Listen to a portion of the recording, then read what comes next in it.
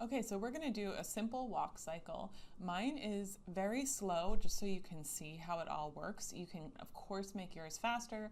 You can make yours slower, depending on what your character is or how your character is going to move. I'll show you this very slow walk that I have. Mine also only has 4 movements, so yours can, of course, have more than that. I would say 4 is the minimum, and you can have more movements if you want to make yours look more dynamic. We're also not doing tweens with this, so you cannot have any tweens with this. You can't just have them sliding across the floor. They have to have keyframes where the legs are actually moving. And what I do is I look at a reference sheet. So I just Google walk cycle. Every animator in their demo reel will have a walk cycle. It's a big thing that animators learn how to do. So if you Google walk cycle, you get a ton of these. I do recommend doing something with 2 legs. You can do 4 legs if you want, and you can look up different animal walk cycles, but that of course is more work. So if you created an animal, maybe think about putting it on 2 legs, or you can make something new for this project. I just took my character from the lip sync project and I made a new file, and then I copied and pasted that character, the library animation of that character, I just copied the image of it. I didn't copy all the animations. And then I took the resting mouth and just copied the resting mouth onto the character. So let me click on here. My character has the mouth and all the leg, arms, all the things, all the pieces of my character are all on this one library layer, this one graphic layer. So they all exist together. And this is actually what the walk cycle looks like here. So it's just it's 4 different movements that I have labeled up on the top, and they each have keyframes. And here's that one, cross 1. This is plant. Plant is where like both feet are kind of on the ground. And this is cross 2 with the other leg bent. So plant 1 is kind of the starting one, and that corresponds with number 1 here on the sheet. So I'm using this as my cheat sheet. And then cross 1 is with the left leg, the back leg bent. So that is here, number 7, and the right leg is straight. And then plant 2 is both legs are straight, but now this is number 13 here. The left leg is forward and the right leg is back. And then cross 2, it's the opposite one is bent. So that is number 19 here on the sheet, and the left leg is straight and the right leg is bent. And then you see it comes back to the beginning, so it's going to just loop back. This one, number 25, is the same as number 1, so it's just going to loop back.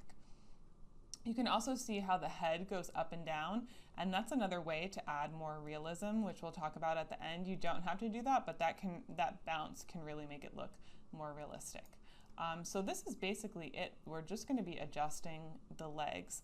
So what I always do is I make a copy. So I have this character copy that has no keyframes in it. It's just my baseline character with all of the elements, all the details, all the layers, and I'm not going to mess with that one. So I'm going to duplicate, right click and duplicate, and I can just leave it character copy too.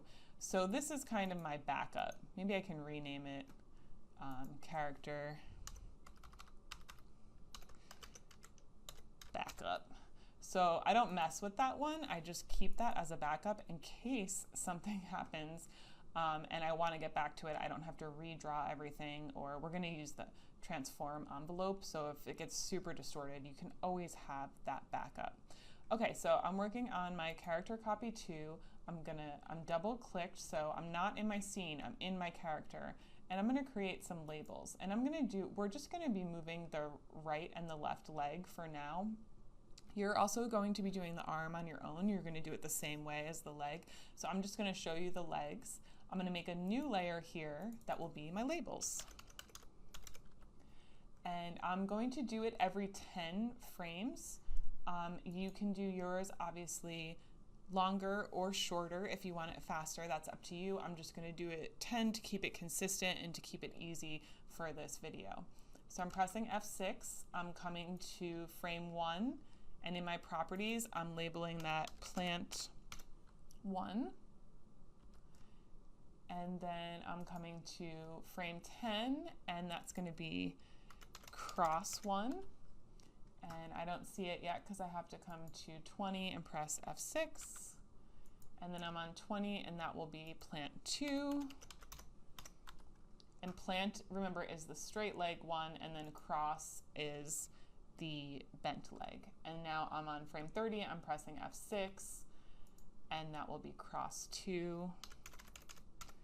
And these are the 4 that I'm doing for this demonstration. So I'm going to come to 40 or 39, I guess, and press F5, because that's the end of that. So now I have them all set up, and I can now start adjusting my legs. Before I do that, we want to see, since we're going to be adjusting all the way out to here, we want to see the rest of the body, right? So we can get the legs lined up right. So I'm just going to hold Shift and come to frame 35 on all of the rest of the body and press F5 so that we can see the body the whole time. And then I'm going to lock everything. So I can come up to this top lock, make sure everything that's I'm not using is locked, and I'm going to unlock just the right leg because that's what I'm going to be working on. And I want to work in the actual leg. So I've set up my labels here, and we're going to set up the labels too in each leg. And I know that seems like a lot of busy work, but you know what? You don't have to label it if you don't want. I think it makes your life easier. Think about if you had a really complex animation and you were coming back to it for a couple days in a row. So this is one of those habit things that I think is good to do. Okay, so first thing I have to do is make this a symbol. So I need to right click, convert to symbol, and I'm going to call it leg-r. Now the reason I have leg first is because I want it to be in the library in alphabetical order. So I'm doing the leg and then R for right. And since you can see I already have it here because I was practicing earlier, so I can call this 2, just to stay organized. Now that it's a graphic, I can double click on it. So I'm in the leg, the right leg only, but I can still see the rest of the body. So I do that just by double clicking on it. And now I'm in this new timeline with these new layers. So this one that the leg is on is just going to be called leg, R for right leg. And then I'm going to make a new layer with my labels. I think this just helps you stay organized. So I'm going to do F6 for 10, F6 for 20, F6 for 30, and then F5 at 39. And then I'm just going to start labeling them. Number 1 was cross 1. Number 10, oh no, I'm sorry. Number 1 was plant 1. Number 10 was cross 1. Number 20, I'm just corresponding with what I have in my actual character. This is plant 2. And you can go back to your character and check if you forgot what you named them. And this is cross 2. So I have all my labels set up. And then I'm going to come and press F6 on each of these. So I just get my legs set up, and I have it set up in kind of the straight position on each one. And then I'm going to come into my first keyframe. I'm clicked on my first keyframe, and I'm going to check my reference sheet. So on number 1, the left leg is back and the right leg is forward, just at an angle. So all I need to do for this is press Q, and I need to just rotate it. Now if yours started off as bent, you might need to straighten it out, which you can see how to do. It's just with the transform envelope, but I'm going to make mine bent, and you can just straighten it out in a similar way. Now you can adjust, you can do right click, transform, envelope, and maybe you want like the toe to go down a little bit. You know, you can adjust it in a lot of ways here. But for the sake of this demo not taking forever, it could take a really long time, I'm just going to show you the basics. So that's plant 1. Now, because I had pressed F6 on each of these, it always goes back to my original straight leg, which is very helpful, so it doesn't get too distorted. Now for cross 1, that's the one that's corresponding with number 7 here, and my right leg here is just straight. So I can keep it straight because on this one, the back leg, the left leg, is going to be bent. So if you need to adjust yours any way you need, but I'm just going to leave mine straight. Then for plant 2, that is number 13, and in that one, the left leg is back. So I'm just, here, if I click on the keyframe here, it'll select the whole thing in the layer. So I'm on my free transform, which is Q on the keyboard, and I'm making it go back. And you can exaggerate it. You could also, for this one, sometimes you can right click, transform, envelope. You can make this foot look like it's like sitting down, you know, like the toe is bent. You can spend obviously a lot of time doing that. I'm not going to do all that right now. So you can look at different photos and stuff, or look at your own foot when it's walking and bend that. Okay, and then cross 2, come look at this. Cross 2 is here, number 19, so this one, my right leg is bent. So I'm going to right click, transform, envelope, and I'm just going to work on making the leg bent and trying not to distort it too much. One thing I learned that I think is really helpful, and it doesn't matter so much with comics, but there's no convex lines in the human, there's no concave lines in the human form. They're all convex. They're all pushing out. All the muscles are like bulbous, pushing out. So you don't, but for a cartoon, maybe in your cartoon world, there are those concave lines. And then I can start bringing the foot back slowly, you know, if I want it back. So I can get the leg sort of bent, and you obviously can spend a lot more time doing this, trying to keep the leg shape not too distorted. And then I can press Q and I can rotate the whole thing. And, you know, I can come back to the transform envelope. I think you can see why I'm not spending a ton of time on this, because it could just be hours of moving it around. So I'm just, you know, slowly adjusting, keeping it looking. So I think that's good enough for this demonstration purposes. So I just want to go through and kind of check that it looks right. I can check it with my reference photo. So you can also, if you don't like the envelope tool, if this really isn't working for you, you can just make a copy of the shoe. You can delete the leg at this keyframe, and you can feel free to redraw the entire thing. So I could just copy this shoe so I have the shape of the shoe, and then I could redraw the leg if you think that's faster than doing the whole envelope thing. A lot of animators do that. You can just go ahead and redraw the whole thing. So it's really up to you and your design, what's working with your design. All right, so now we're going to do the left leg, the back leg here. So I'm going to save. Always important to save. So I'm going to come back to my character. Oh my God, of course I worked in the character backup, which you don't want to do. But I guess I can rename this now that I messed up and worked on the wrong one. So I'll call this character 2.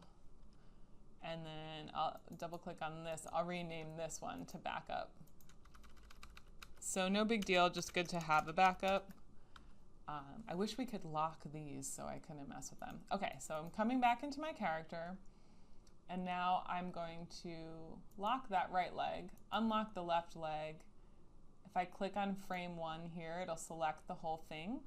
I need to right click, convert to symbol, calling it leg, L for left, and just doing 2 since I have 2 in there, just to stay organized. So you can see in my library, they're all organized together.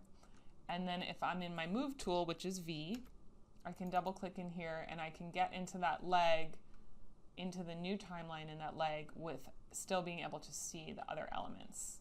So I'm going to come in here and quickly do the same thing with the labels. So this layer is the leg layer, and I'm making a new layer and calling it labels.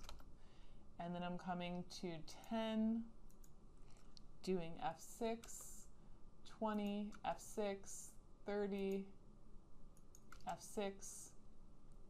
If you're wondering, you can see here when I'm clicked on a certain keyframe, right here it's telling me what keyframe it is. And then I can come to 39. Oh, I guess it doesn't tell me till I press, till I get the time indicator there. And I can do F5.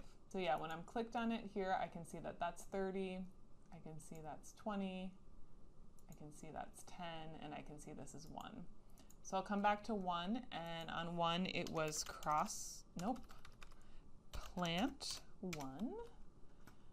On number 10, it was labeled cross 1. And number 20, it was plant 2. And number 30, it was cross 2. And if you have like the most awesome memory, you don't have to do the labels. I think it's just a good thing to get in the habit of. So I'm also going to come and do F6 on my leg layer just to get them all, just to have that straight leg, that base leg in there. So I'm pressing F6 on 10, I'm on 20 pressing F6, and I'm on 30 pressing F6, and then I'm on 39 or 40 and pressing F5. Okay, so I'm going to come into 1. I'm going to look at my drawing, my reference photo, and the left leg, the back leg is back. So I'm going to take this, I'm clicking on the keyframe for frame 1, and I'm pressing Q, and I'm just rotating it. And now that I can see the front leg, even though this looks like it's in front, I know that this one is actually in front. And for some reason this looks like it needs to be elongated, so you can really adjust it however you want. I think it's because it's the way it's shaped in the front. You can also use the arrow tools to nudge it. You can zoom in closer and get it looking really great. Spend a lot of time on this. So there's that. You can exaggerate it more. You can do the envelope to make it look, if they're running, if someone's running, their legs are really far apart.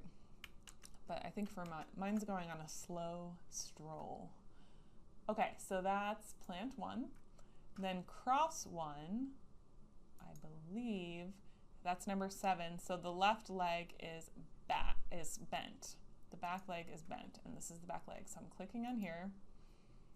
Let me zoom out a little bit.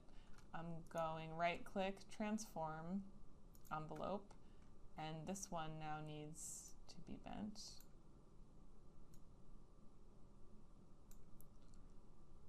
And I'm going to move the foot back a little bit to exaggerate the bendiness. And remember, I can take all these handles and really make a lot of adjustments here.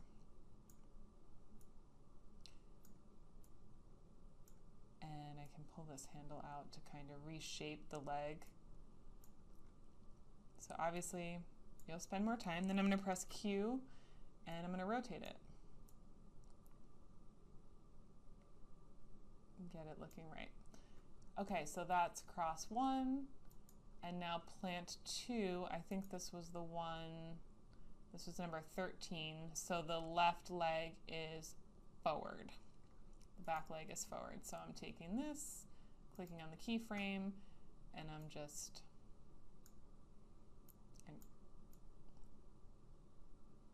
making it go forward. And then cross 2 is the one where it's just straight, so I can leave it like that. So I'm saving. All right, now we're going to make it move. So we're back in the character. So I'm in the character. I have the rest of the body all the way here. I've pressed F5 on all of these other layers so I can see them. I'm unlocking just the 2 legs, And so I can come into frame 1. This is the same as the lip syncing. So I have to be in V, my move tool. So I'm in my move tool and I have to click on it. So at first I click on frame 1 for the right leg, then I click on the actual leg, and then I see my properties change. So if I'm clicked out of the leg, the properties are not available. So I have to click on the leg, I'm on that frame, and in looping, if looping is closed, you just open it up, single frame, and I want that frame 1. And then for the left leg, I click on it, loop, single frame. I also want that frame 1. Now I'll do F6 here at frame 10 on both legs, and then at F6 on the right leg. So I'm on frame 10 on the right leg, and I'm going to click here. It stays at single frame, and I'm going to do 10. And then on the left leg, I'm just clicking on the keyframe here that I made with the F6. I'm clicking on the leg, and I'm selecting 10. That looks very distorted, so obviously yours is going to look better. Okay, and then I'm coming to frame 20. I'm pressing F6, clicking on the leg, and pressing 20. And then I'm going to the left leg, pressing F6 here on frame 20, clicking on the leg, and pressing 20. And then I'm coming to frame 30, pressing F6. So I'm clicked on frame 30 on the right leg. I'm clicked on the leg, and I'm pressing 30.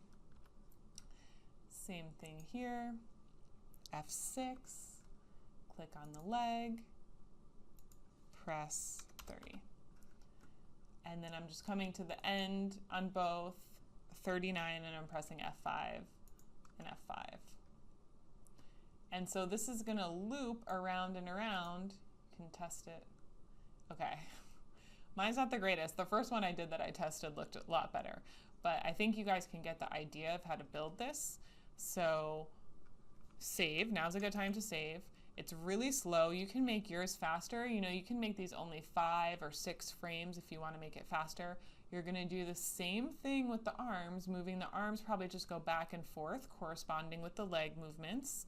I'm not going to show you how to do that because I think you can do that on your own. But the next thing I'm going to show you is moving character across the scene. All right, so I'm just going to turn off this old layer and lock it, the one I had, and I'm going to make a new one.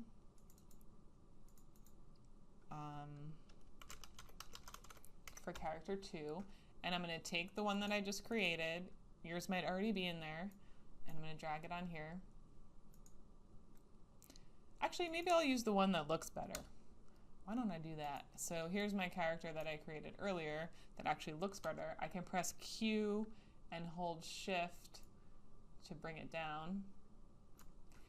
And so if you want to make it bounce, and I can get it set up, there's a couple things you can do. You can just select the head. You can be in the character animation here and just lock everything except the head and the mouth and the eyes and all those layers. And you can just select around the head with the lasso tool and move it up and down a little bit, making sure that it doesn't disconnect from the body and it can just be the head moving. Or you can make it bounce in the actual scene. So now I'm in the scene, and I can use some rulers to help me with that. So I can come to View. You can check that the rulers are on, and you can use what are called guides. So just make sure Show Guides should be up. So if you have the rulers on, I can click here in the top of the ruler and just drag down a guide. So I can just click it and drag it to where I want the bottom to be. So the feet are always touching there, and then I can click another one for where the head will be. And that will be kind of my baseline, and then I can have it going above. I obviously don't want it going below this line. I always want 1 foot touching the bottom line, but the head can kind of bounce above and below this baseline to make it look like it's bouncing. Again, I'm not going to do all of that detailed stuff because I think you guys can figure that out by this point in the course. What I am going to do is make it move across the screen. Remember, there is no tweening happening here. You're just using keyframes. So I'm going to do mine every 10 frames. It's going to be slow, so you might want to do yours longer. And you can see I can just play it. If I just play it right now, it's just walking. It's slow, her slow walk. But I want her to also to be walking. The legs are moving, right? That we animated. But I want her to be moving across the screen. So I'm just going to come to frame 10 and I'm going to press F6. And then I'm selected on her and I can hold shift and just do the right arrow key 1, 2, 3, 4. So it stays in place. And then I can come to frame 20, do F6, hold shift, and 1, 2, 3, 4. 4 or 5, however many makes sense for you. Press F6, I'm holding shift and doing the arrow key 1, 2, 3, 4. Now shift is keeping it perfectly straight. You can hold shift and drag too.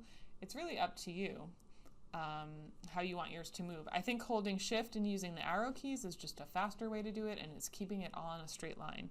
So I'm pressing F6 and I'm doing shift and I'm pressing the right arrow key 1, 2, 3, 4 times. And so I'm going to just keep going down the timeline, pressing F6, holding shift and the arrow key 1, 2, 3, 4, pressing F6, shift, 1, 2, 3, 4, F6, shift, arrow, 1, 2, 3, 4, F6, shift, arrow, 1, oops. I'm going to click on F6, just click on the keyframe, hold shift, 1, 2, 3, 4, and then you can do another one out here, press F6, hold shift, 1, 2, 3, 4, and then at the end you can do F5, or I can keep going, 200, F6, 1, 2, 3, 4, until it goes off the page, F6, 1, 2, 3, 4, and then at the end you can do F5. So let's see, here's my super slow walk. And maybe that needs to go faster. So you can do a couple keyframes and adjust it. Maybe, I can press the right arrow 5 times or 7 times and see how it looks. So you're really just going to spend time adjusting, maybe adding some bouncing. You're also going to add a background and music. So what I want you to think about for the background is, and you can do this with the tools we've already learned. Remember, even from the first project when you made the mountains and the buildings, you can put your character in whatever kind of space you want them to be in, and you can make it a lot longer than the scene and have it scrolling. But I want to talk to you about this parallax scrolling. So the first part of this video, there is no parallax. Everything is moving at the same speed. And then we're going to see the ground layer and the trees are going to start to move faster because they're closer to us, and the stuff further away moves slower. So the things that are closer move faster, and the things further away move slower. So your character, if it's in the foreground, will be the thing moving the fastest, and then maybe you can have a layer of like mountains or trees, like the trees that are here, and they're moving a little bit slower than the character. And then if you have stuff really far in the background, like you can see the clouds are moving the slowest, and the distant clouds are moving really slow too. And then the mountains are moving slower than, let me get back to here.